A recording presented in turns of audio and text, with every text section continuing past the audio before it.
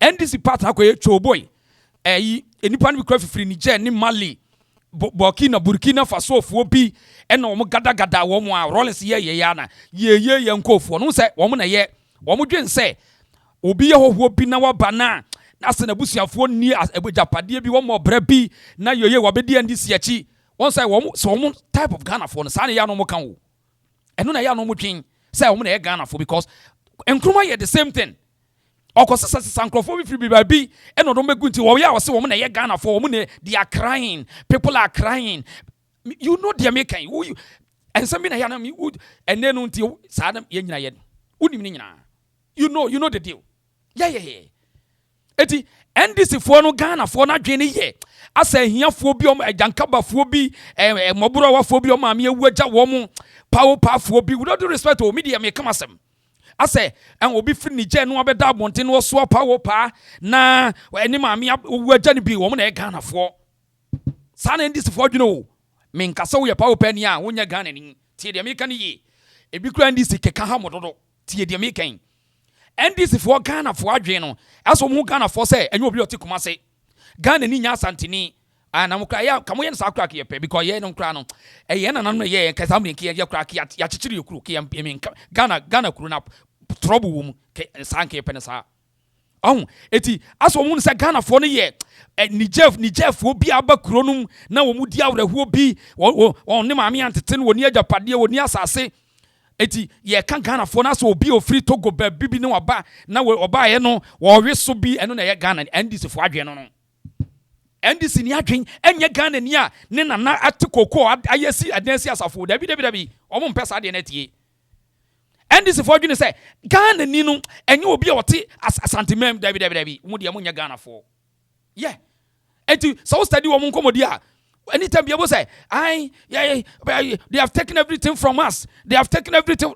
No one say, no was for the and will be Jeffrey on them. Me, when and I am say, and then I won't was for number one will be a year. Now what ye? It is the okay. Where ye NDC for Mahama. IT specialist or NDC, Satan Kui, and walk away 2025 for Tia de Yakano. And walk out some way to the wall. Eti mimiti yana me chiro say sa policy no mo ye no it's either we will do times 2 to them or we stop them or you will perish tomorrow yeah te de yaka no eti asem wo kanye sa agro no odi o they mean it and their type of Ghana for no enya wu na wo free ebuase wo free be kwa free Mampong no eye ase obi a obehye bidie bi wo kumase na ene wo ye na niam nko yie na na wono na hanu obewura NDC ni Ashanti t-shirt bi na obi bia ne ho propra bi ase woni wo mo no hu so mo ye Ghana fo enye ho we wu kai obi ha wadwa hwe Jack see enkrofo we wo it's about time we sit down to analyze their thinking yeah it will corner wo mo sa choboyfo no ka Ghana asem wo ho it seems say Kwame Nkrumah kra na won ne bechichiri Africa na ba bi yete ne kra ma ye ho sa ndi one so some type of NDC for Ghana for no they don't want to hear anything about culture, they don't want to hear anything about tradition, they don't want to hear anything about your in fact your lineage Dolitin and it was so much check bi as a Nkrumah and the freedom fighters and Panaf Womobua and you know correct. Those are people woman they have nothing to lose. So they are nation destroyers. Women they destroy our mind because they don't belong to wealth creation, sanity. They don't have nothing to lose. Woman who is somewhere Ghana for. No man says check Kokobi because oni mami ni papa, oni abusuya, oni ajapade. Sankrofo no we mu no somewhere Ghana for choboy for no. Rollins yes ade no. Eno ye NDC adwen. Yeah, we and obi aka we kokwa so and won mo no hu so mo ye Ghana fo akwa say ahoho aba obi krom won mo ma be ye krobo ani ate o Ghanaians by their nature they don't like NPP. They don't like NPP at all. From 1972, I've studied them. Say that for a fact. No, it's a fact. It's a fact. We voted into power. No. You see, you know why I'm saying that they don't like them. You are saying, but it doesn't mean it's so. It's a fact. For the NPP to come to power, not just once. They rigged the elections. Are you to always saying get that back to office. President Kufuor, it was rigged? Yes. 2004. It was rigged? And people died. How did the opposition rig the election at that time? 2004, they were not in opposition, but they were in power. They came to power in 2000. 2000? So you see how the 2000... How did they rig it? Good. The 2000, they got it. Okay. I'll tell you why. This time they didn't rig it. Rawlings was not on the paper. Okay. Rawlings was not on the ballot paper. Rawlings was exiting after 11 years of military rule and then 8 years of democracy. Yeah. The young people who came in to vote at that time didn't know any government. They only knew Rawlings. Okay. Now, Rawlings was not on the ballot paper. We have brought in Professor Mills. Proud Africa say champion jabo. Champion jabo na come sorry. You see, these are matters. We need to read minds of people critically. Who read the pattern? Who say they have no idea of the intentions of Nkofobi Rochester be a NDC party. Their intentions were so terrible towards our development and our unity. And there's no way you can unite a country with these people. They want to take the country from original phono. It was a Pan-Africanists, Lulumba, and they have more less idea of history. And be a kill say. They don't want to hear anything about monarchy, chieftaincy, your lineage, family. They don't want to hear. I will be sure where to be. Rascals on. I will be sure where. Yes, and conform with some rascals. Bruni say, I say, me who tree na me can't. I'm what we travel for being was uncle. Yes, rascals. I say, bastards be on. As a bastards be in the moon, and almost they could NDC more. NDC for supported be but as a bastards for be now, when we are rascals be in the moon, Jamaica they can say a bombo class for.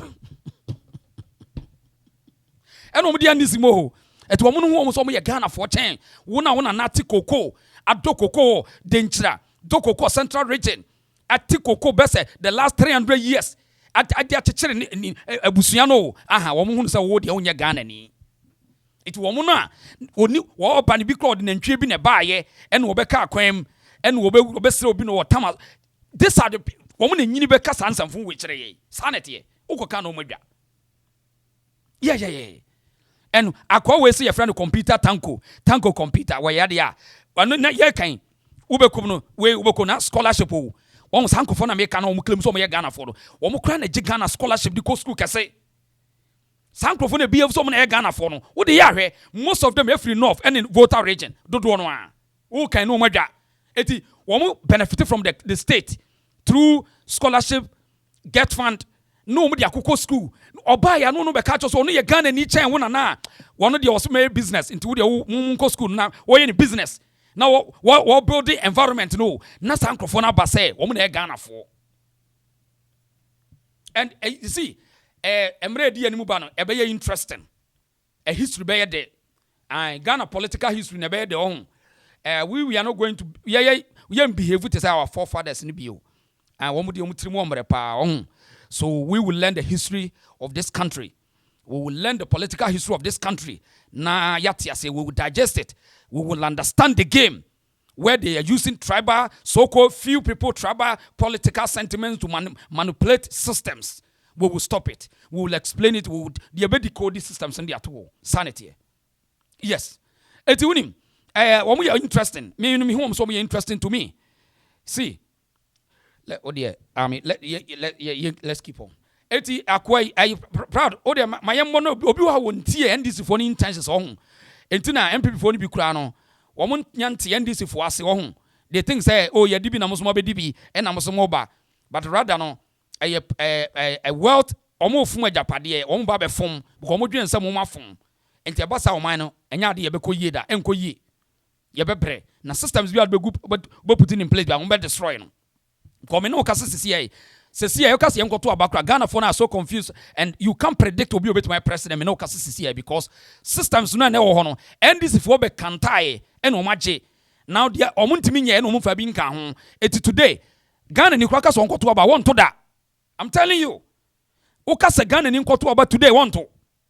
Because ohun ho ano. Onto aba no. All because of say until the next 2 years. I obehun say systems MPP dijan either send this for say no. Na no be campaign message or omo di bia be ka ho. Na no sa create campaign message for them. And yes, I say woka so okoto aba kramfa. No leader can win election this time around. No leader in Ghana. Mark my words. Obia no betima win election in this country. NDC was I was over to me 2 minute friend this is 17. Ghana for no card they are confused. They will never vote. They won't vote. What you say? Just be aware means be they are fine because systems na MPP di die no enkrofo the propaganda beje. Now omo fa bi meka ho e no omo nyanse no. So you don't have a political message today. None of any candidate, whether Kennedy or what, Dr. Baumia, none of them can win election right now in Okasei. Okokade. So unless maybe 2 years later, now systems no mudi jaya no. Now you cohere your tracker or say no. Now you get a message because see legacies bebre elections are mobile kono. Former abayano enyema amaye no. Eno na mobile gina so most of them because eno systems never hold that. Free SHS never hold. Digitization never hold that. So these are systems here chichiro mind. So eno na obe continue oba no ma say no. That way MPP will get a proper message. And yes they can win election anyway. I mean, this are research. So, eti, I send you probably MDC for game no play no, so that they will be aware. Maybe we are here to, create awareness. Period. Eti eko MPP so be it is. Eti yemani we na ide ento aso. So you remember that slogan at that time, and they were having a song. We need a man to change Mother Ghana. That song went down with the Gen Zs at that time. In fact, now they are old men. They are no more Gen Z. Those people. And they voted us out in 2000. When they came in, didn't they see their colors? The colors they hid from 1972 when Mampong sacked them. They managed for 30 years hiding behind the scene. So as soon as they came in 2000, they showed their colors. Right. Enti, where NDC for arguing and they are working on it. They are inciting the people against their say Ghana for crime pay MPP for them. So question is say MPP for no more Zimbabwe for na. Yes. Omo Zimbabwe for. Yeah. Na obi ka say ma say no obi busa say but NDC voted for good or bad. Ai omo de any omo to aba na mo ba wo MPP ni no. O MPP no on to aba no. Eno ntina mo so far sa apathy no mo so far ye no. E wo election no no. Won ko to aba no. Because things about convince MPP in a different world. The NDC are plenty propaganda. Eti wo de obeka se yankoto aba Muhammad NDC for na win elections no. Yeah. On be win elections no. Don't play with this. Work on that. Mon fa kwa bi na mon nyina you have to work hard. MPP for you should set up. Yankoto aba ma onka so be win election obi obeka bi order. Because the level of distractions on the year more support base there's no way. So there's no way. And this one don't met me to so I mean Magdika catches on me to boy for konko no di achire. Yeah. Well no di achire. But how we penetrating my party now we lose 2 million votes no. There's no way so we win election no. NDC will still win the election. Yes. Because they incite some party na we are mine no. And they are still working on it. They don't think they're still doing the campaign today. Still they are still doing the campaign. So I have home. Politics no so we are emotion free now sentiments in free now we are critical panyas have problem. No yenyi no influence na yanku anim. And nurse for asem ya propaganda ya make us end this for year no. Also on the Captain Smart got from studio no TV no so was share adwuma on say and nurse for demands no ba bia no mo say ya mo move no yesika but as usual TV3.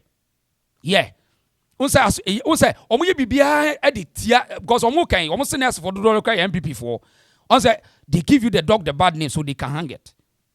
They say the omo ye say nurse for na yesa ni na MPP for. So eti we me kan nurse for nin kan ba bia da say ye mo funeral grant o.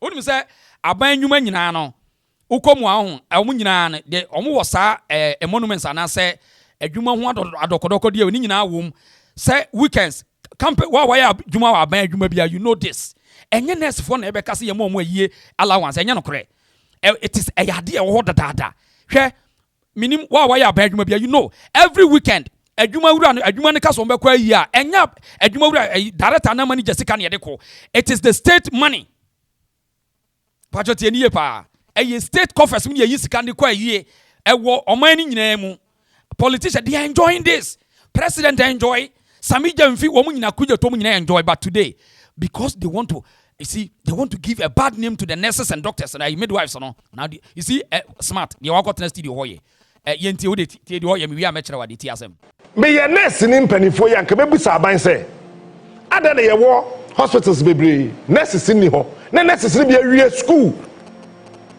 2019 akufa at time 2020 2021 2022 2023 2024 nurses ni gufie wo munya adwuma nyai ba wo se yama funeral allowance wa kasa wo ye nurse ni anti ye is it correct?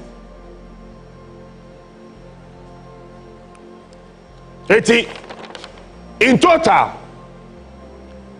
police for document to so na family o mo say bosumi bia no aban entua 4.1 billion Ghana cedis enfanto nurse account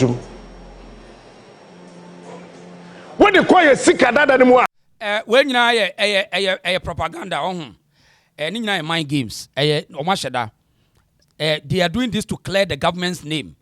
See, sir, to figure no beba, munka just wo mo ministers ni sika ye de to accounts mo.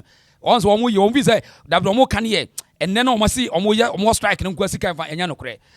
Budget. Ba wo ka ma typical chobo eni no de NDC achi ne te ana ne ye mo ahye no. Ene mo ye nipa bonefo, ene ye mo ye bekum adwuma hye enya no kre. So obusu ne ye nurse ni a you feel it. Obi nkasa de strike no mo kɔ na ɛyɛ wo see obi abetima yare but see we need to do the right thing nurse for so mo ka ho bi omo di omo NDC for scam na maka no say because of politics na yɛnte ase ni ntino obi atimi scam ye so but unim ɛyɛ adwuma hyehye a omo de Captain Smart akɔtena wo ye nya no korɛ ensem okeka ni nyina no ɛyɛ enema ɛyɛ legitimate all government institutions omo nyina take sa de no yenye omo nurse for nsem omo di nto nkyɛn requirements and say condition of service we mu nyina no company bia or public institution bia yes ade no public institution bia ye ne de wo mo je o ma yedin eti enye new enye something new rather no o ma restrict wo mo sana ade ne ti o ma restrict wo mo eti ene mo keka nyina no university square wo bibia ma square nka enye hwe kra no wo mo je book a research allowance wo mo timi demonstration how much mo nurse ne kanokre wo de kanokre uniform allowance but nurse never the second enkoto uniform kanokre wo de kanokre ye wo de yenyi wo mo nsam hu bia o ma NDC de wo ye ento nchen wo de kanokre nurse never the second enkoto uniform wo de kanokre pa o and certain allowances akufu mahama yi ne politicians wo mo just certain allowances aban institution be na enye vehicle maintenance allowances wo wo qualify no why na enye vehicle insurance allowance why na enye kanokre once o ma said that they are inciting the nurses against the people a strategy the omo ka bia no enye new just nyansa no muntimi no omo nkasa nyansa aban ni nyansa so omo pese because say omo gituma economy no ese speed up and omo ni nyansa de be run the economy ni no yam pretend it omo package economy na cham say omo na ye run the country and let us see. Let them run the country with all the problems and challenges. And you see NDC. Let them run the country. It was a yes, nipa any politics on to where yes up any nurse for 3 more than do any sikamu jaba and yanokre. All the ministers, all public officers, they benefit from all these things. And you knew Opa for education ministry, transport ministry, have me be this and condition of service a year. They are lying to the people. They are lying to the people. A plan. A binding person a hit bebana so or you incompetent, gross incompetent. Almost say ya says and no cre eti de oye nyina enkawe we bibi omoka bia won say a funeral a funeral grant enya no cre it is there.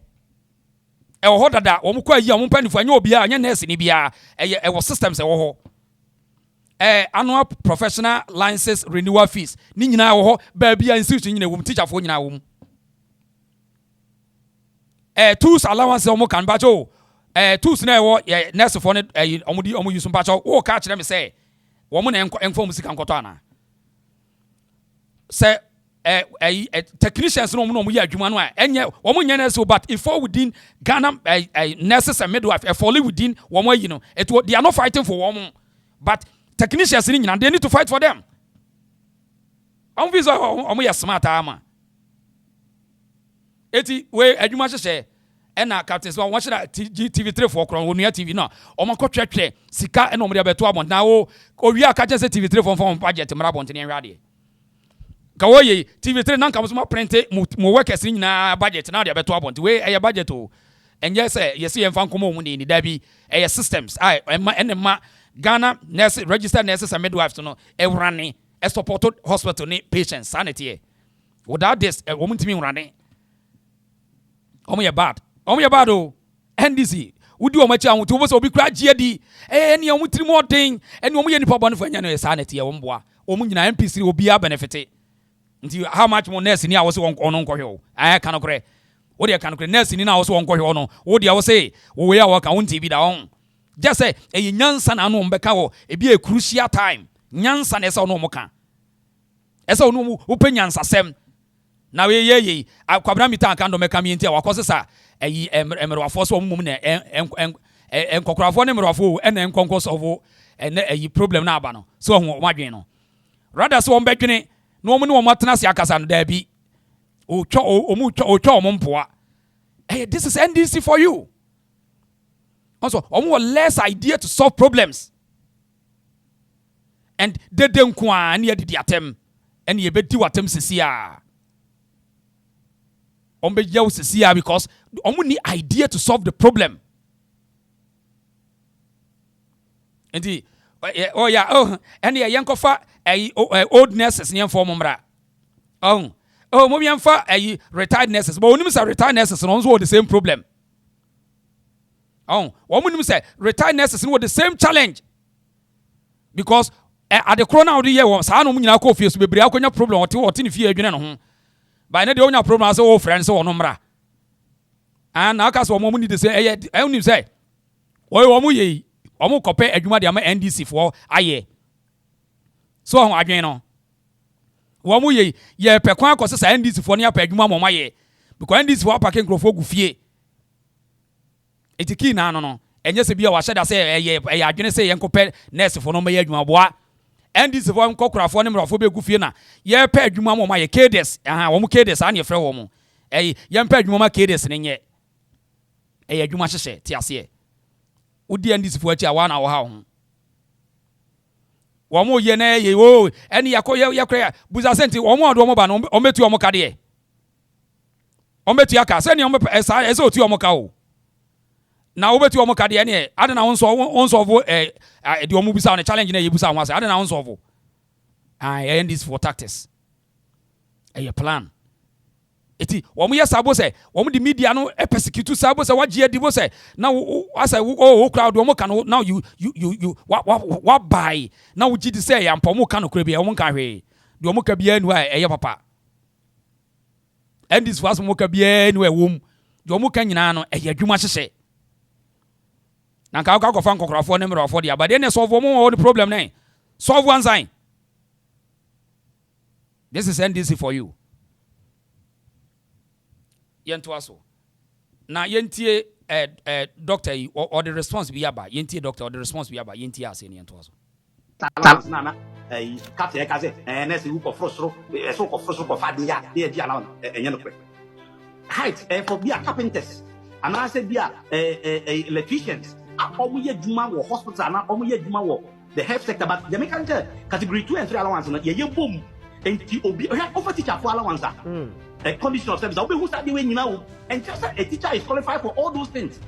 Okay, two allowance, and I make one and no more usually one. Our hospital, enjoy 2 allowance. It's not applicable to us. And I said, yeah, Obi, more ethics department of a particular hospital. Now, or unique tools, access or the energy man hospital unique. No one could procure or not, or the baby manama hospital. You are documented. Near China, and young nurse. Height allowance. And to be brave, I know be brave. It's open everybody. We are teacher, we are carpenter, we are tailor. Once we are Jumawo, public sector, and you have from teacher, who we are missing Obiara, or your mama buying a Ghana Biano. It's covered by that category 2 and 3. And you know, it doesn't mean say we are nice, and but specifically in so to every profession. Anytime I say, and no man be black at the boss, and you know, to say a disabled assistant allowance, but the American say it's not applicable to us. But it's still Obi a nurse, not or you're disabled. Now say Obi a piano de neba a Juma. So the panel sa disabled assistant allowance na and your nurse no. And then even another nurse say be about ward. Now we are disabled. Also make a check temperature. Name me push you. No I check temperature. Not just say yeah, my allowance. It is our captain someone more come. A young man want to book a gun of winning. Now me ya pass a captain. It me a yes as his teacher as a journalist. I don't know if it's in the bargaining agreement. Yes. And that one. It's not applicable to everybody because of the uniqueness of your profession. But as I said, one single document, public stand joint in the negotiation committee, Agyenim, yeah, they can't be out there. If you would a woman, would it's one complete document. So you add it to your institutional specific document. Right. So it will be part of your condition of service. But it doesn't mean that you are entitled to everything in it. But at the end, you are entitled to it. Uniform allowance. Institutional uniform allowance. It's clothing allowance. It doesn't apply to us. It's institutional specific. Clothing allowance almost a buy a small. Clothing allowance now more can. And Penifon, I say, be a hot clothing allowance, be a not having no much on. Penny, as one as one called Geneva, and go to and yay, work as simple. Say, be a tea for, and is it useful? To say, be a Dr. Papuan and Profoya, or more good Geneva. Now, as I said, almost a beer, a winter coast, be no idea. And no, apply to them. And then next, it's a uniform. It's uniform allowance, they separate. It's appendix B now. Okay, and the General Secretary for Ghana Registered Nurses and Midwife, while be exposed to captains, must say, well, Kushino, no smart in the scene, Sakushino. Akushino, auntie, Quabramita candles make a mintia or Moncos, was say, on Yemfa, retired nurses or Enyanokre, a gross incompetence for them not to have the idea to solve the problems of this challenge popping up. No, or say, when we who, and this for no say, chatro edit any parent who say, one smarter was a wood you mochi. Not was what you muddy, would you mock be an enocre? Would you dear one cassa wasm? So, Ebine, Aquawi friend Sam George, Aquawi. On say, yak and Rye, Wakofa empty for Aquatana, why ye, or as why yadi, but why you know, also tricky or Nippaneti no. And Ramiti an interview now a book to the sense, born to man to so, but so we increase data no more the amount. Yazan. Now, a boy was say breaking news. Sam George has increased your data prices from 330 Ghana cedi to 360 Ghana cedi without announcing it. He is not doing anything to reduce reduce the price. And now this is the now when him say, oh yeah no okay can bro for be na meet ya when him say omo ye no omo bo nsem. Eti oh yeah no asmo kan say from 1st July mo yi na moto ne de be yes ane mum data ne be increase no. Enam so kan bro for ni nipa net wo no bo nsem hyacha but anya no kre. Rather no wo mo ayi no mo ye no eye no na ye de ma wo sika no awutu ade yante so. But brofro kan ni no wo mantie brofo no. Wo so mba be su sesi ayo. Wo mesa ba be su. Yeah, let's watch up. You see this post, it's all about Sam George. Now, before I start, you see the judgment day that we have been talking of. It's on air too. It's on air. Now, watch. This is Sam George. Just last month, 22nd May 2025, when he told Ghanaians that they will reduce the data price. But at the end of the year, people started complaining. You get it? Read. This is Sam George today, 10th June, telling us that they are rather going to increase. They have already even increased it, but it will be effective on July. You get it? He doesn't care anymore because he has gotten Lexus. Now the most annoying aspect is he said he's not the one in charge of pricing. Then you used to insult because of data that it was expensive. Me, at that time it was even cheaper. They were in charge of pricing. Today you have insulted and attacked the former communication minister to the extent that President Mahama also believed that if they give you the communications, you'll be able to work. Not knowing you only go there and you only have your only interest will be to be driving a Lexus. Bema your friend Sam George, what the boys need in a china, movies or what trick or move, woman to Brofon as you. Brofno can, or man, yes, or Sam George at Zedi Wayed Monyery, Wabwa. From 1st July, 10% increment at Becca home. It's not a mammy no, a Esla hono. Na Adia and Cabeton 290 no. And they were the cut 330. Now, all ye when aqua with the way. Now, who must want the air time chain will be out of here. Where Sam George, when I almost want here. I'd love to meet the CEOs in my office. So please listen. And then the regulator.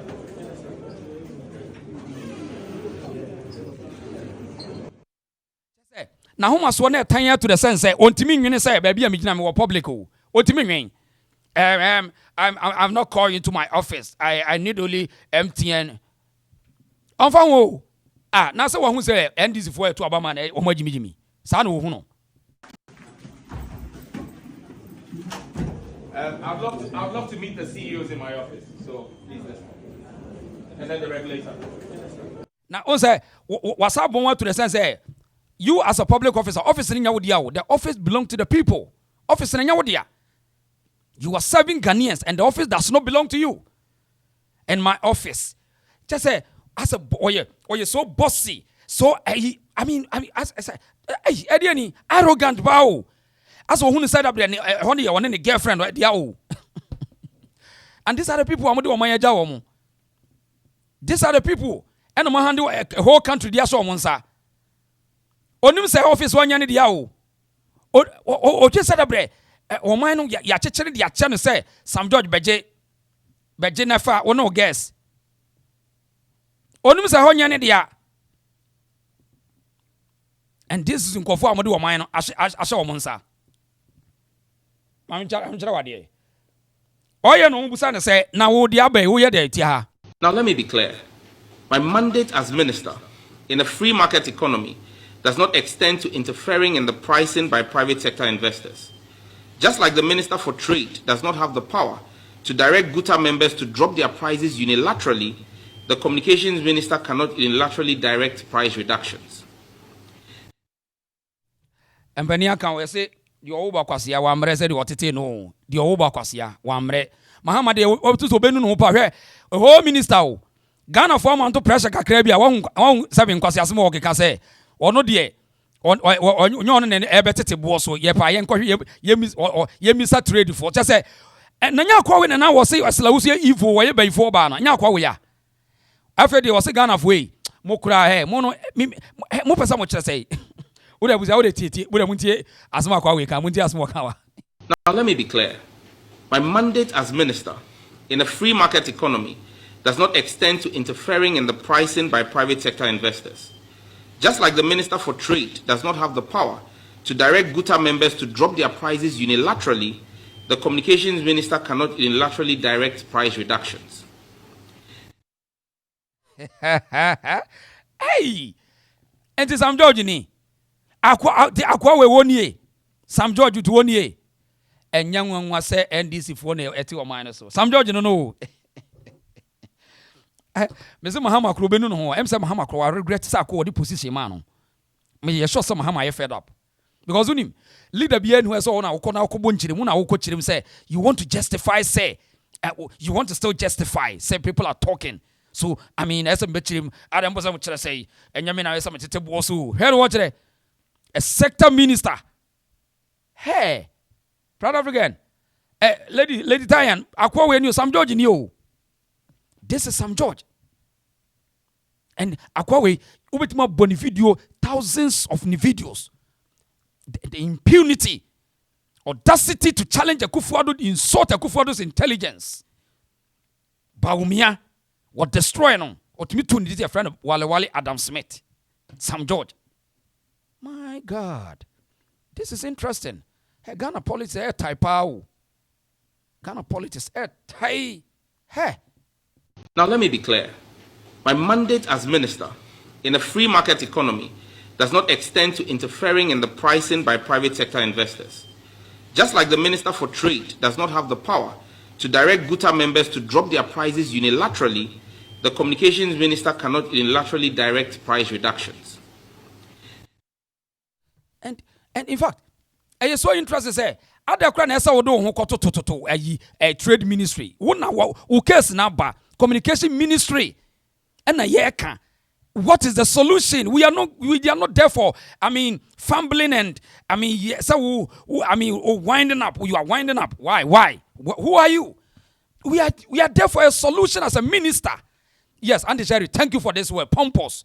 Auntie Sherry, that's a pass mommy word. Oh, you're so pompous. Now, when the pompous, you come a brofuni biana. Auntie Sherry, pompous, you are brofon. A camp of a Britain for language in our own. And now, when you the Latin or pompous. Auntie Sherry, when the pompous this dictionary movie and I say when Britain for where you pompous one casa and I when by Asante for English in Ibia Asante English in Ibia me sure say be Asante for brofu in Ibia pompous. Yeah, me just say pompous about dictionary me sure. I where by Ashanti English in Ibia. Ashanti theology nibia. I say yes, Nana quasi the same as arrogant. And to say I will me see we there. Asante for the critics abroad way. Dana Boche say yes, UK English. Oh really? Hey, and yeah, wow. I queer you say unbelievable. Yes. South Africa yes. Pompous. I know they. Yeah, but Kwaku yeah, so I say it's a rare English. There is also a pomposity. Okay, pomposity. Wow.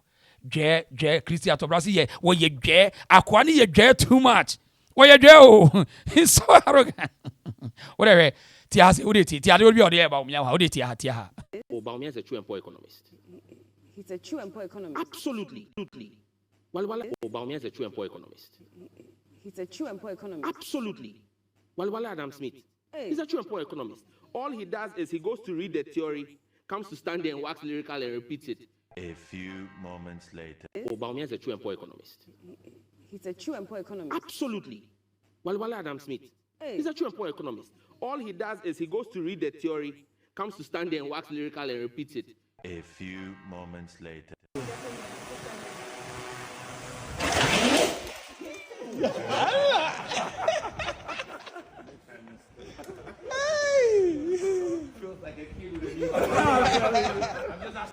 So I want to see baby. I want to see baby.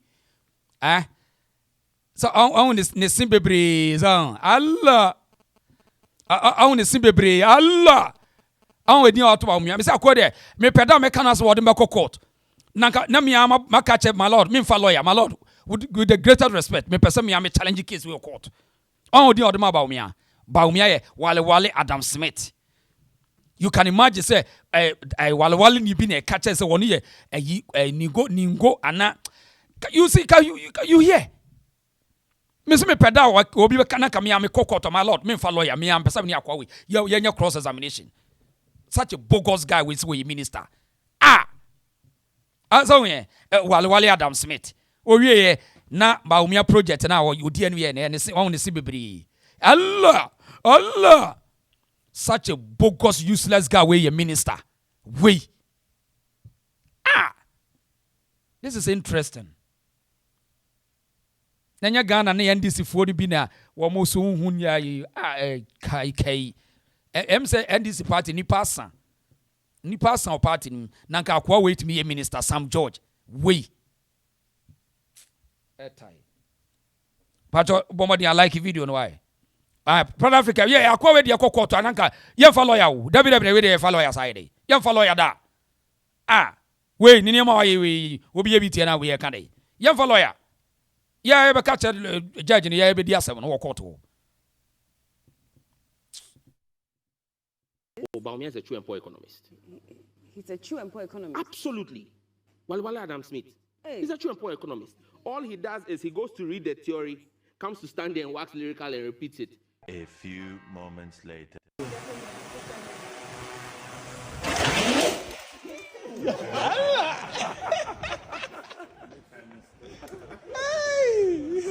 Feels like a kid with a new I'm just asking myself, I want to have a lunch pad like this. Bibia won emre. Akobe say enchenche won afi. Enchenche won afi bia won emre. Proud of again. Now be heading. If I show me better raga rap. Oh, okay. You go. Okay. Audio.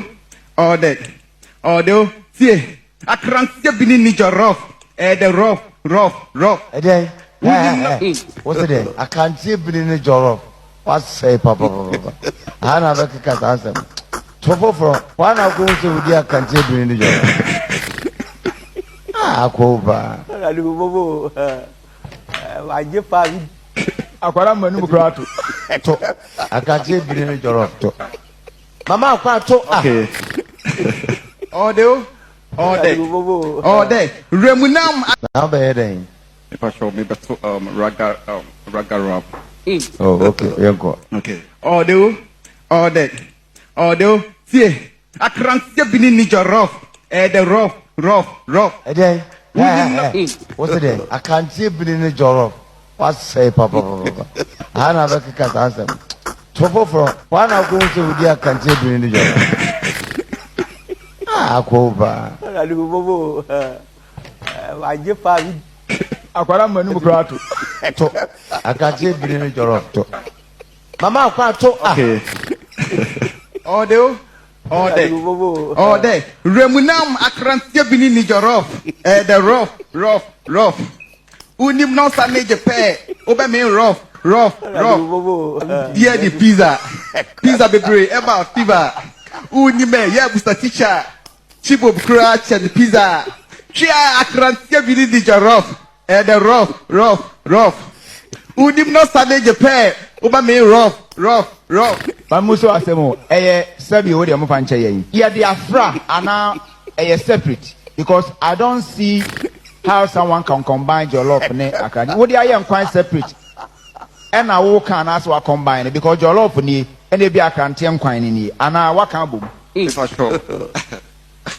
I am quite not separate today. I'm more than separate. God have any natures and canyon to us.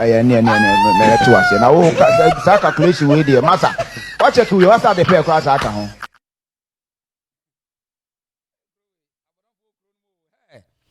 A chrono BP for chrono more. And grow for more hypertension in BP, no more also chrono more. Could dear cranty bring your love? Hey, yes, me. About that for chrono serious. NDC for Nigeria. Confused country. Now be heading. If I show me better raga rap. Oh, okay. You go. Okay. Audio. See, I can't see being ninja rough. The rough. Again. What's it then? I can't see being a job. What's say, Papa? I have a cat answer. Trouble from one of those who can't see being a job. Coba. I give five. I can't see being a job. Mama, I can't talk. Okay. Audio. Remunam I can't see being ninja rough. The rough. Unim no sanage pair. Oba me rough. Yeah, the pizza baby. About fever. Unime, yeah, Mr. Teacher. Chibo crutch and pizza. Chia akrantia bini di jollof. The rough. Udim no sade Japan. Uba me rough.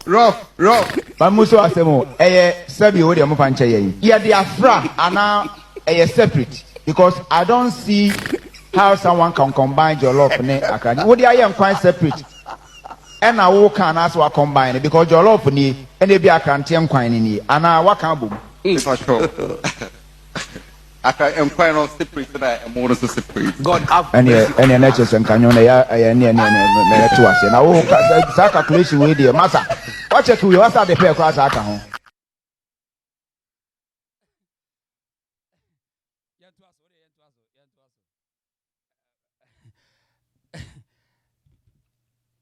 Nana event makaza. Nana event makaza. Event makaza.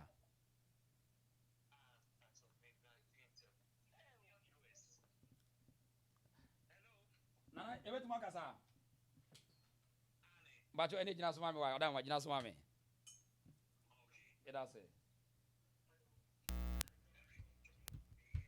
Okay, abuza for you be come say you come and share say an yen nkomo bi wo ho na yen sua de kakra so nto so we ase afọ na nyina obi a team bia mbomo de like na we a particular interview we very interesting. But you obi a share and like video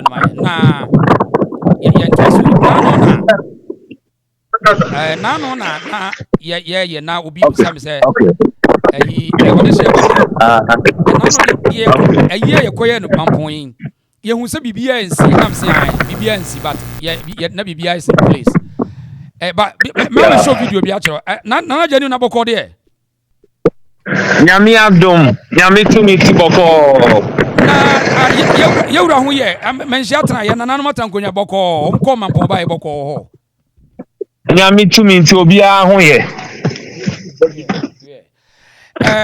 nano yewura dasebre na asebo nsu yakoye ne doti yaba nano mi hu dwumadi a na odi a chese ye kura ko ba bia mi hu wa na yakoba ye niam bebre na Ghana fo hu ye se de santima botwi ekọ santima Mampong na yekokata ye koye na doti ye bai nana ansa na ye be ko de masema mamisao yakoba ye say na atmosphere in it after say ye kokata ye na nachi bae no atmosphere in it say yo me da semichia Ghana for America any wati for wahwefo nyina na edika na ye de aseda be nyame say ye nyina ye papa ye nana da sebro sebunsu nyame to ni nsa frɛ no yetimi akoja ne kwan kama me de na offer me say son if we say abra na me registrar e wa Ashanti Regional House of Chiefs no samre no na ba oni mi din komo say son you are my son enti no me papa no prekope amamre ye hu bida eni si ye nyankopon ya dom na nanom ada Roma bibia ko so kama ema yeja yewura kwan ye hyase na no menemeda memreda ni du ye no ne ye hyase ye bibia kwasi ada no so no ye toa so amaya panyinfo ne omampanyin dada omunyina baaye ena eduada no so no yewura Asante hene edi na ni monyambe ya amamre ni fa hene kwan ema ne ye kama we na yanhwe nipa ebotwi ko ho no na Ghana fo ni bisase na Asante kuma apem bebai ayade na ase nipa bebre aye surprise ma yo mo nwa say na Asante yesa abrempo yesi a ehun say na ya na esitie musuakuo no say na ya na esitie me de share ade ba ko ana no manage ye ni say ye ka Ghana eno ani Asante mi chire mu say Ghana ni Asante no ye ko eno omo ti ayi paso no ye nana ye nwia da sebre akua mo aboaten kwa wuman hene onim so omu nyina ya Asante fo obai obeka say omu free Asante Mampong ɛna ɔmo nua ne mampɔnfoɔ ɔmo nyinaa yɛ bretufoɔ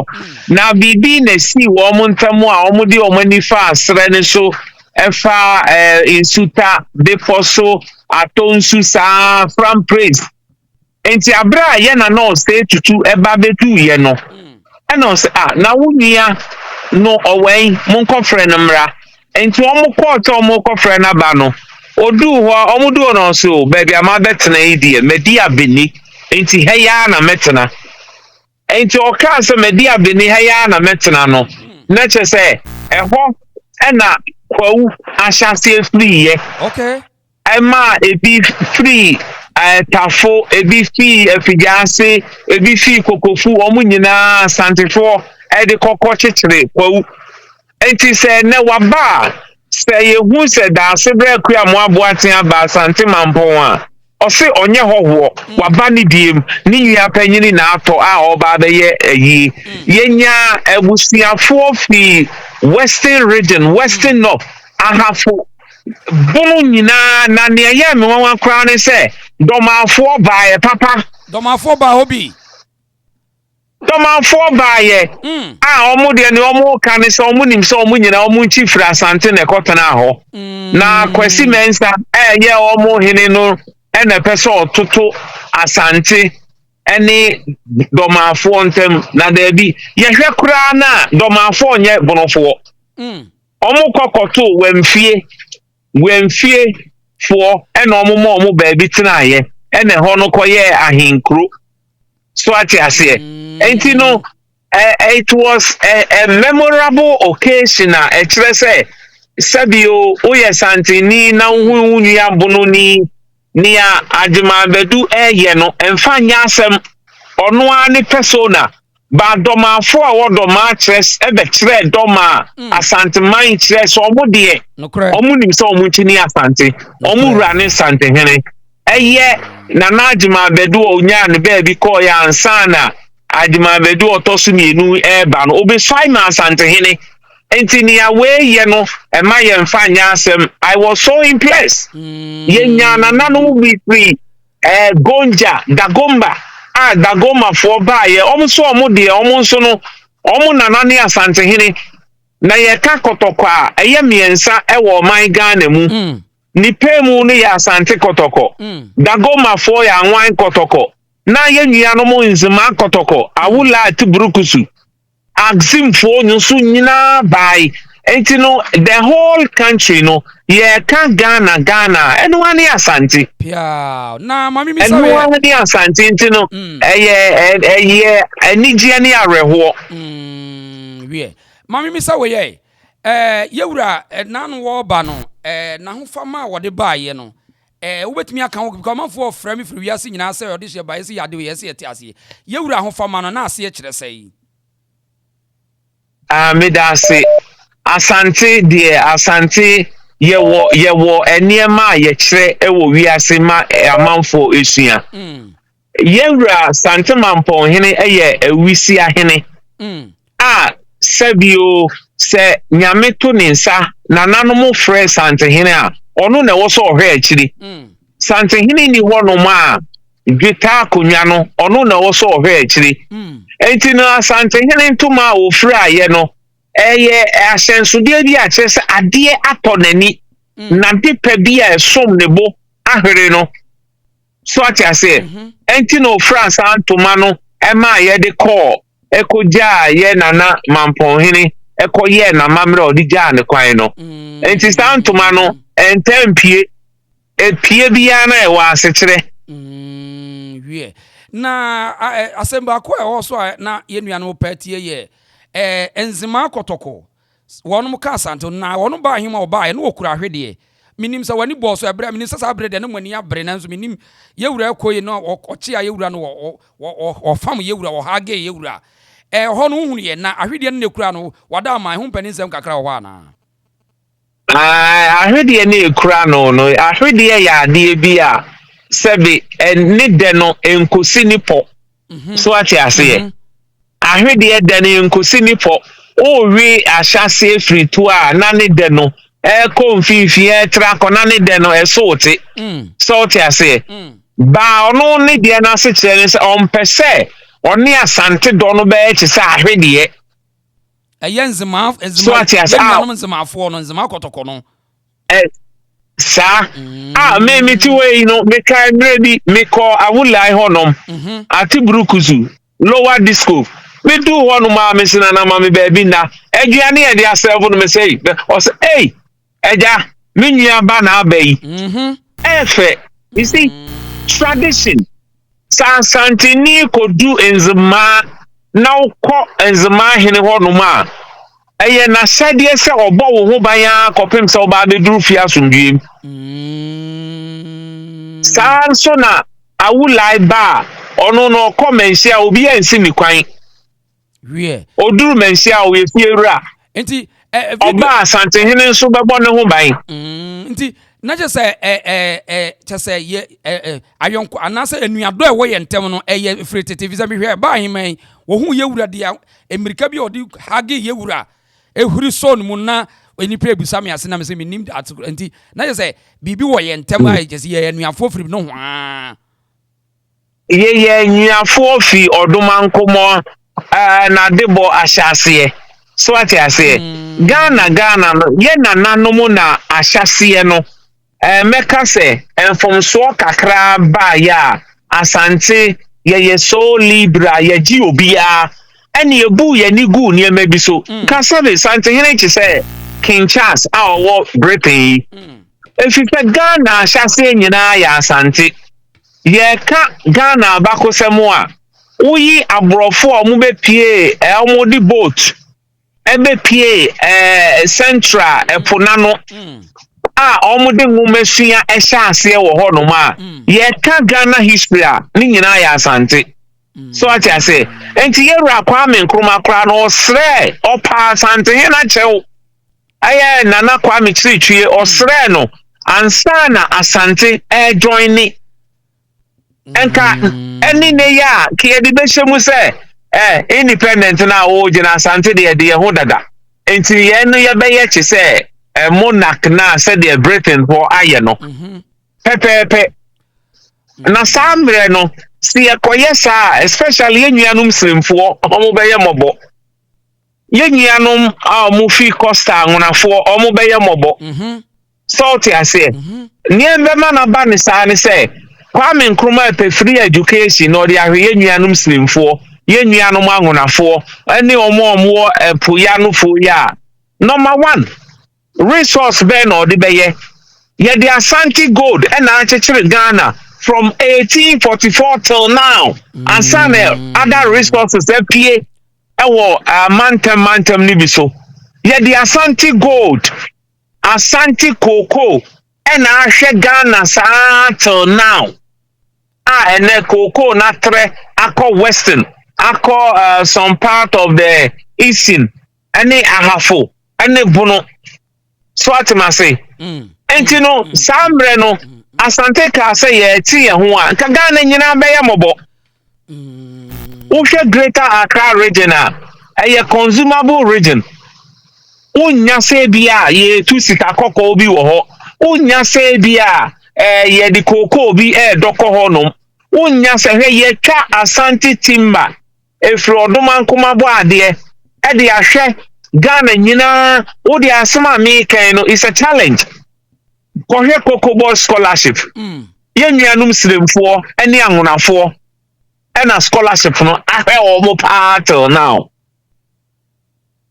kohwe Anglo-Gold scholarship ehwe enkola school yenuanum angunafo oma be ya akrachefo yenuanum President Mahama scholarship onya ne sremu nyina no Asante gold ena ye de hwe wo mo so hu ne ametse no enti samre no Kwame Nkrumah nim die mu no sa Asante kase ye ti ye ho a omo bebre ena omo nso omo wo deprived area enti no omo hia se ye mo omo free education na Asante bibia ne aye hwe han ye nkasa bibia ne aye hwe han na okura yo se no ye no ye ekro ya se krokoto ya se krobesen ye se ye de ye nananum sika ye gold ni ye japade ne ye de akohwe inipa se wonum ko school na wonum ko school ba ye ya as wo masa asori abeti am ankasa wo ye kire say mo kura no mo nya Ghana for na mo na mo ye Ghana for problem say answer anko ya na ekoso no de say be wo sin o yonko a wotai wo so ati ase na no man panyi mahama kan sembi e ma maniji ye pa o kan no kre e ma maniji no kre o kan ye ni say o sin ye yeru Asante hene a ko nya president ambra na Professor Mills episode you be running mate or say Dramani wona mema na you ampani ampa o ka che Professor Mills say onyinu no yi no ene ono ane confession o ene wodidi mu ama wa be vice edi president akwa bansa be di biemu no pacho ati ase enti no sebe Asante de ye nyame na aye yesa o eno na ma ye ho aye ahin no na duru baabi a na mesra me nuano mo tan Asante fo ni say o tan Asante a wo tan ne kwa sebe enya me pe na me be pie me ma me ya ase wa yem eye nyankopon hyehyeye enya me pe se me ye kwa abri ni eye nyame hyehyeye se me ya Asante ni so ho na Asante enkoa na the whole Ghana oba ha ye wo anwonafo a omote ha no permanently omo hene ukọ Volta regional unya bisa the whole Ghana ye wo Dagoma form ti santimemu e wo Dagoma hene ukọ Dagoma unya bisa the whole Ghana ye wo all the tribes Mosi Zamanama all the Wangara all representatives ye wo Accra town ye wo Fantini town ba ukọ other places a unya ne sa na ya ye we nyina mamo na samusa ta ye dia na say eyetan hunu and Agyenim yensamra back to Asante Mampong bi o ye hu ebusuako bi ana wonmo de omabo mu de ne ye kokko na fita ye hwem na so mo firi Asante ni akane Swaziland wonmo so no bibi kakra ho a obeka fo wa kwan fa so mo baba be pie Asante Mampong anfie me da say ye ka customs and traditional on planet Earth near aka Asante customs and tradition now here Swaziland ya me no enche mekwa akosra wo mo if say many ji o mama mbre ho papa on say yes o hwa said ye nananom etena ase eware dodo ye ka Asante kotokwa ukum apema beba no se benya apema mpesi o eye human eni padodo na ye wo no exactly kra me na Asante hine mensa bonso wo 500 the last born no what to them your friend apemfa me papa nana otosu 200 ne friend nana kwaku ahenu na ene over Asante population no senye rural areas no na support wa enkurase enkola na ewu a over urban areas are declining.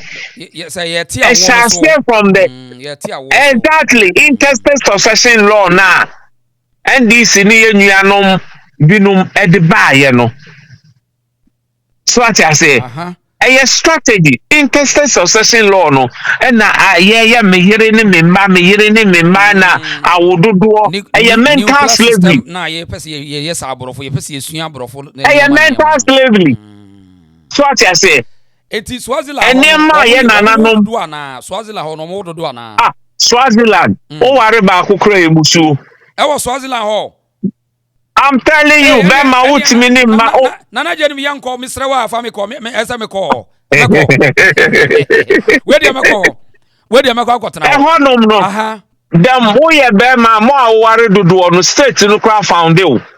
Hey, Proud African yanko sane mane yanko. Just King Solomon asefo no no. Asante yen so Solomon asefo ne yen. Ese ye wododo ho. I see a wododo. Enti wo hwe Swaziland for na oba ahima ye omo ba ye wo hwe omo ho akono ho ofe ne sa me se womo no wo hwe omo nya se omo ne ye wo lineage bi anase bibi moja kiremu absolutely omo no one say ye nana prempeh the first the course says no omo enkrofo ni bi nso eba success ho ene bi anso cross Swaziland ho enti na eye interconnect so ti ase omo ba se ya mamre na ewo honom no ebia na ewo omo ho on say enche bi omo hene no besra yewura Asante hene obaye ai na we so yes omo president no obaye ai eti bibia beto Asante bia na eche se de ato o ma say so omo hu ye say omo nuanom na ye wo ha no so wo ho nti etira bibia na omo aba no enti ya Asante ya mamre ne de e wo se ma Asante sam no hu hia ye na ye jai se ye to amamre na twene asua the western culture no enya de e beboa ye o emaburu ni amrante ne mabato omo ngu bebre ho omo nware bebre ngu bebre ho now ya Asante ni a ba ni ameka twato ni say se wo be wo ba na wontimi hwe ba de I will not encourage eni enkamengo ba se nyame to nsem na wo ahode a odi behwe ma wo ma so be wo sa kola no be ba be tete be expanded there eno de I will not advise ene kamenwo ba se nyame ye wadom se ni ra me nwa ora photographer ya o skai e wo so wo dodo eswo emo amuti awiasa fa na nyina mo amtete abroche mo ngo bebre mo ngo ayi abroche fo mo ngo na Agyenim se mo ngo bebre na eno kra na wo se ma se ya ma ni bi na ha ye mema no e ma no ha o ha o ya no waje waboso wo ne ametire no sorry no okoye na Peter say Paul say no nka ye na e na obaba ko be ma sasam ne enka ya mamre won enka Asante amamre won David me o ka Peter say Paul say America say Solomon say David say start ma say eno so Bible mu anti wo ye Paul say ya so enka say Solomon say nya sa Solomon say David say so what I say and now would you hear mammy ma critical example Umbeko edum kumase power penny dia or honum the yerenum ya biensa or ye store boy mini minya santini di mi papa banono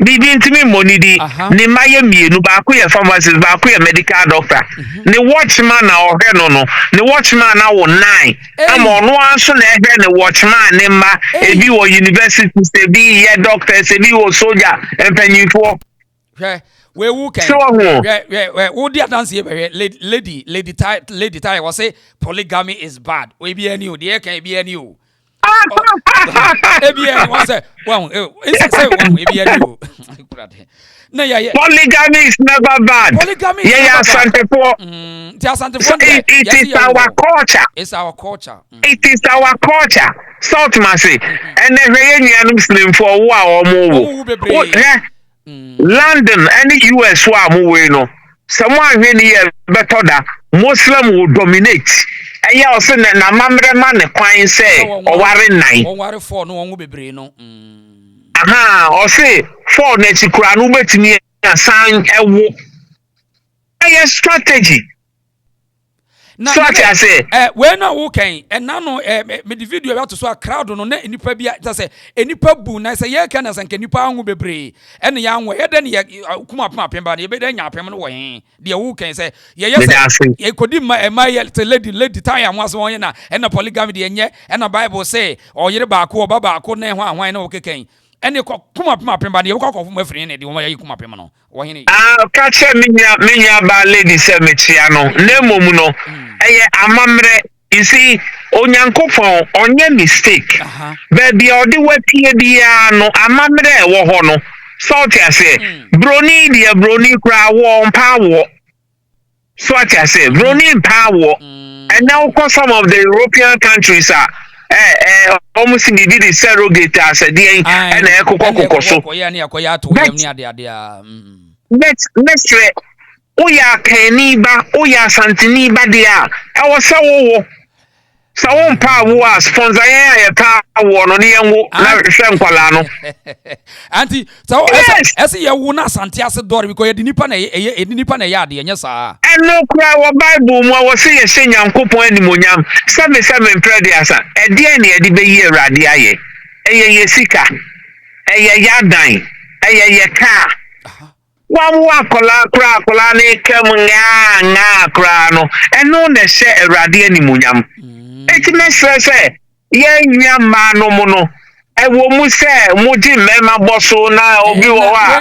Awa pa be me. Finapina esa wo bebre esa oni esa omu wo esa ma ya no ma je mema na boso wo hu. Wo mu je mema na boso.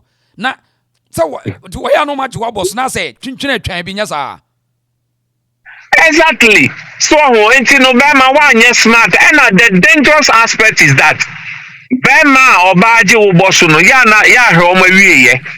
And no cross out. Me yere ne memba. Mema ni wu ntam wo hu. Wu ntam mo nyini nche. Ene waka me because me na kwa mesafo yeko hene wo adakwaja ache. Wo 17. Na ne ma 17 no. Wo mo so enkom so wo ye ne ma nyina bia so obi mu ware 5 ne 6 ne 7 so ebi be wo 20 ne 30 nyina wo. Sa me na na asefo no. Ebi wo 20 30. Ai me na akosi ade na be ma na sefo ni ma owo mo no akwaku mensa wo 48 ono na se na mefidi akwasi brobe wo 37 na nedu ono so wo 33 enti no chesa wo hwe ya me na no asefo a we are more than 1000 chesa bebre to baby abeko bia be hia busu we are more than exactly. Enti no emamu ma ye rain fi ya mamre mimi say me man no so kra me ma ye du miensa pe hey wo ma say so with my age you know hey nana yes go tight du miensa hey na da ukoti timu ana na so team no kra ma bro so say wa bro so full park full park na so la me wo afa kwa na me be wo afa mom na wo be wo afa ni ebe se nyame animonyam so ati ase na Agyenim piao enu ntina wo koso aze na ho no na enu ntina wo pese wo koso aze na wo ja bigu ho no na we dey enti mestre se Asante mamu me yemfa ya mambre ni agro na Agyenim we nu ye na me nanu mi hunu bibi wa hase so na wo mu bisa me na me hwe hase dia ya emsa mi hunu se na bibi wa hase me pese me hwe na me ka kire o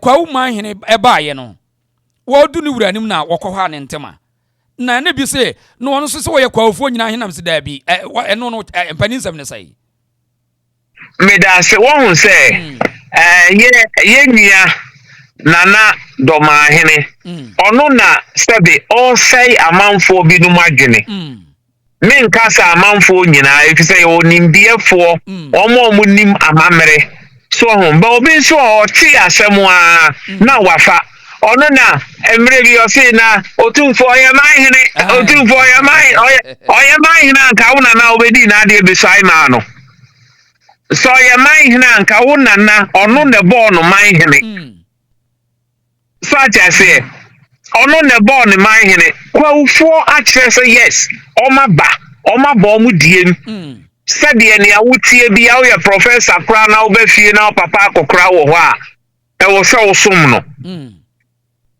so I say enti ye nya kwa wo hene wa kire say yes ni diem na waba onya hoho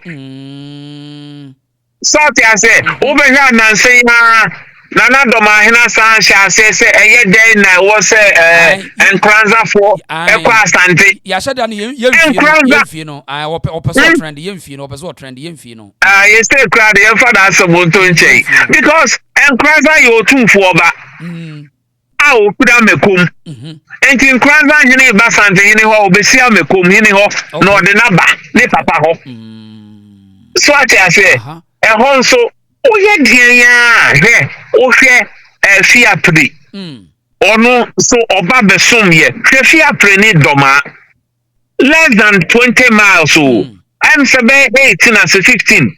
So if you need doma. No correct. I saw singing Granny Santa here. Also, one say, Asante, your mind it goes beyond the political boundaries of this country.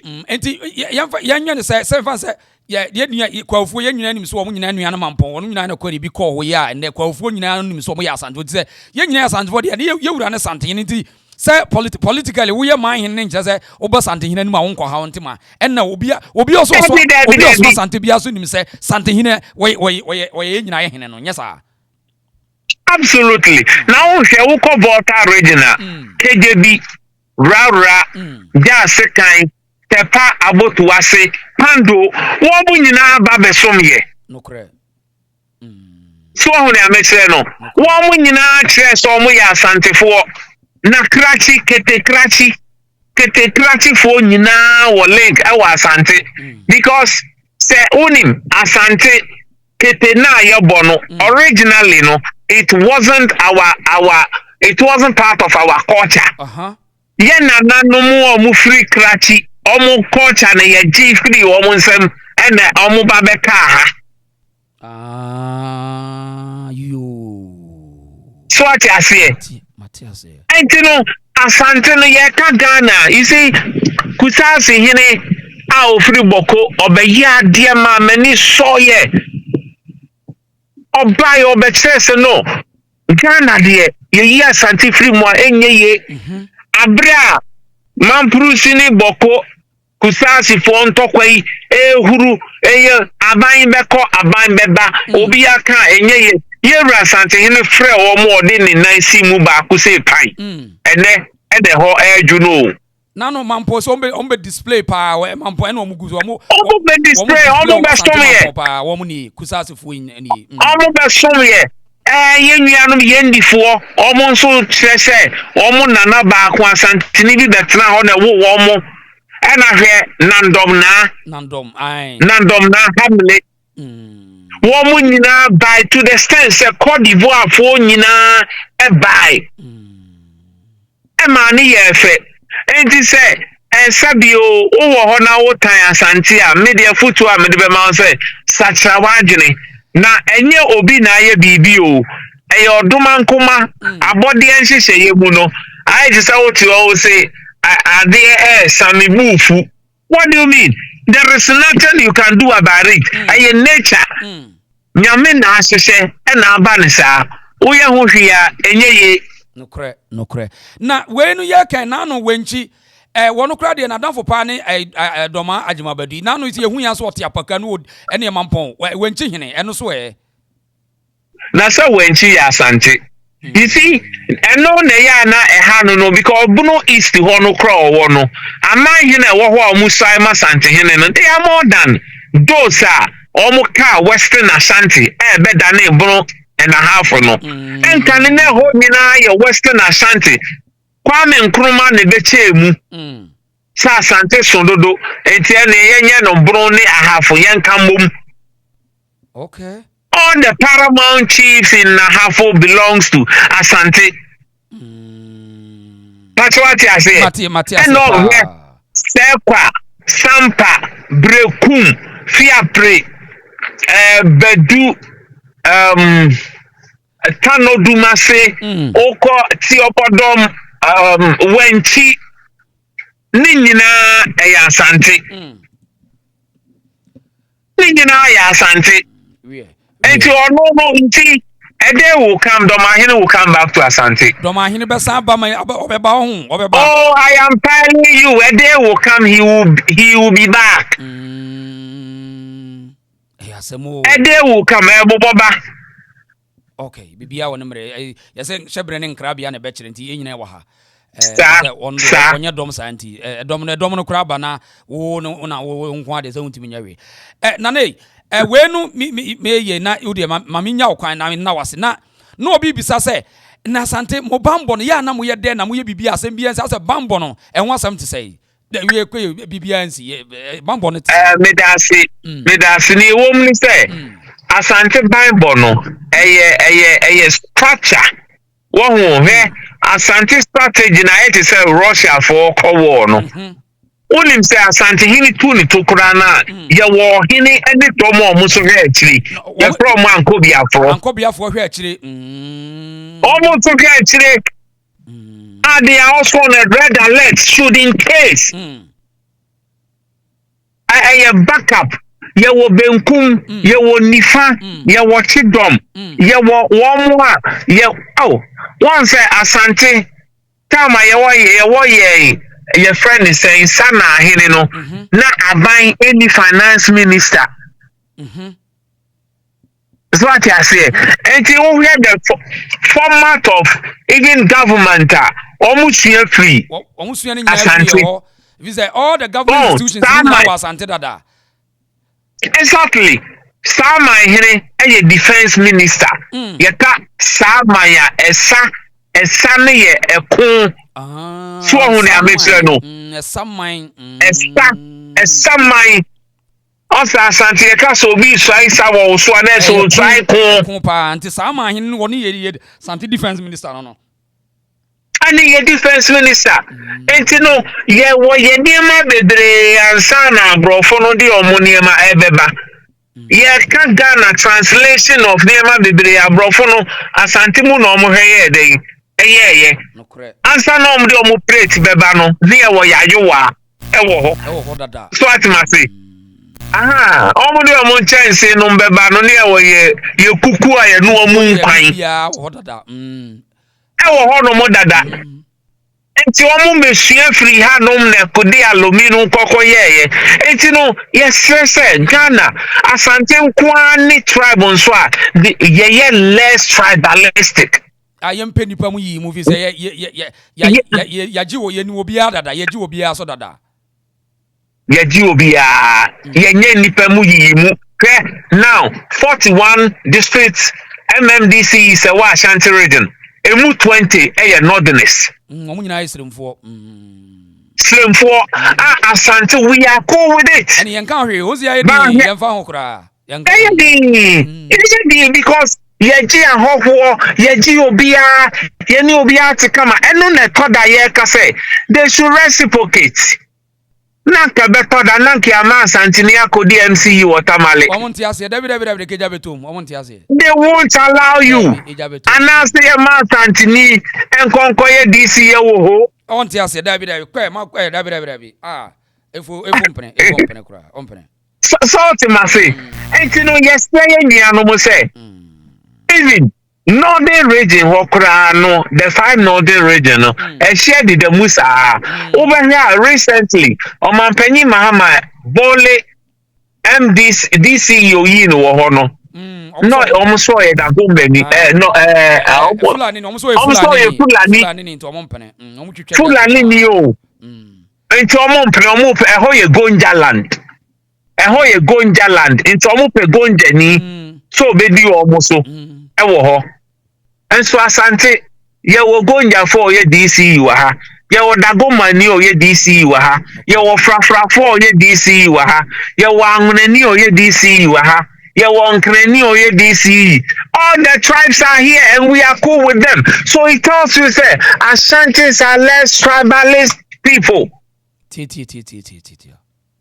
enti yenya no mu a ye ni omote no omo nyini se Asante yenya yimu Asante ye wo do emabusu nyina na me si to biem se edu be dia minim Asante ni a ono ye man appointment that was GDC as a regional technical director angrafo no demonstration again so omo mpene wow hey minimum Asante ni okoye regional director of education northern region ye nuanum dagoma 4 year aluta so mo mpene on Asante wow and so most of the directors are omuwa Asante a omuye dagoma for omuye frafra for nadmo a omuwo nyina nodness nko nadmo nei me no kasa yi 99% of them so Asante ni bia mfa ho eno ne ye ka che ye nuanum sirimfo ye nuanum anwonafo se de ene mote wa ha no sa kwanya bia ba na Asante ni bi so bepie mu asase so amonso mo ne ntena pepe odono Roni be say you should reciprocate it sanity na Agyenim mame nase wo ho ene adesuade ade afam na menya na number bi na ja me je wo bre ne kakra ye besa ba bi o ewo another asem foforo ho yo me da se eja ye na kwesi Agyeman ne yire a o ja na kire ye mi atapoku mu maame e say no wa kan chine gu timi no ka se mi wona na kwesi Agyeman fie e china na ye di na wo tweda ye momo yakọ we de me gina atiefo nyina ye momo yakọ ye ma abusuan nyina yakọ na na monkafra pa that's yo etina Agyenim me da se pa bibia ne be sa ba nche bi me da se why na Agyenim yo bye abusuan na Agyenim no ai ena no na me hu na chese na nani bra bre na ba bia ye wura bia na se wo mo atoto ne manti na Agyenim no wa cheche nsem bebre na me de okan ya A class here that's a condolences goes out to Atapoku one yes city engineer on Atapoku ye city engineer Emma Kumasi CCA nti ne maame na ene so what can chinagua baraduane sija so yi we amabusuane nyina yakọ kuma Asante Newtown nyina we ye na wo hene yire ene Lady Diamond Asante Newtown ye mamu nyina yakọ why me cheche amu nyina eti we ye na Agyenim na wa cheche nsemu akire na de wo kan ye wo ye no wo se ye nwododo wo ho anti wo ye na wo se ye nware dodo sa wo ye na wo ware no wa wododo uti wo nware kura de mo ya negotiation na mo dia no na ya wo na mo sa anti we num ebi ema ne bi mpene wo mo ntia se nti wo bedwa na enso be ne den tey urade we ba se ebi bedwa wo wo live but akwa wo se o mo ade na ye no father no ba father say yawa na enano no ye wo se Mampong enano Mampong de wo soldier for ba bia na bi tete nyina hwe wo ye we Mampong no eti dan ne guo nyina na soldier for ye dan no so man ti say wo hu a mo na menhia security as why menhia soldier for nko an ne gu dan no so eti so obedi nsamfo de forget why nti obi kusa say na ede na mo ko ya hwe ansi an wo hu soldier for ne ba bia ne bi tete no so hu ye ba bia soldier for ne bi tete no aha ti edan ne guo nyina security ne omo put in place nti don't play with Asante military tactics don't play with us why aha emfa Asante bambo eni agro why aha nti ene sa amamu kura no amanyosa broni amanyosa kura mo ye no yenim ni nyina yaji de nti obakuma se ye wen hyehyɛ ne bibia so yenim nyina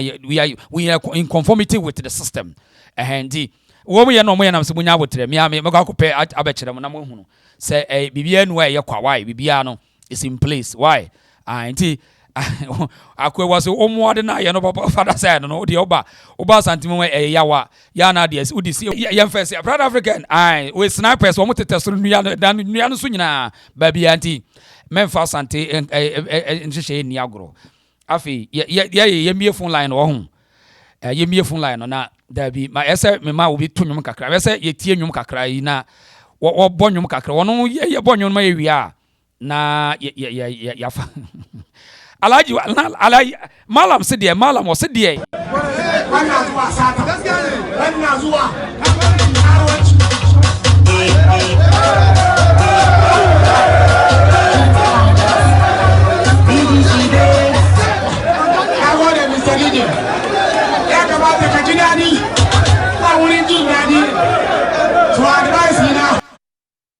we malam o preacher na yedi nwum ginam say malam so wono wono ya zonto ni kura say malam ya zonto ni doris of we de malam we de em say wo nipa no enaza Agyeman ano den class ano den okay yemie phone line no na yemfa course no kakra nso so na obi aba me 5 minutes bo modin say onsa no ba kika asisi na 5 minutes na so why say de be ya eja yeso ebetimi ama obi aka bi yenkola no so hello.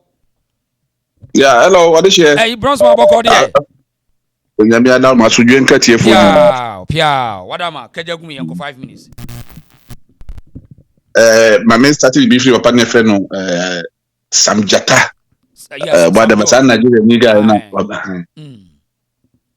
Me pese me de asemi kakra she NDC for trim. Sa the idea say Asante for na Ghana problem. Asante for na Ghana problem. Asante for na Ghana. Only say asemi ya kasa ma na timi ye. but yen nuanom bi wo ho so abra ho sem ne say omo fi Asante for Ghana problem so menya ba bia ntran sa Asante memo no mabetana because Ghana have a be ni wo betana tana Ghana obey more successful chance so betre kuma se no abobra e simple you be na da so Accra TV play for radio for bia omo opportunity be kuma se betana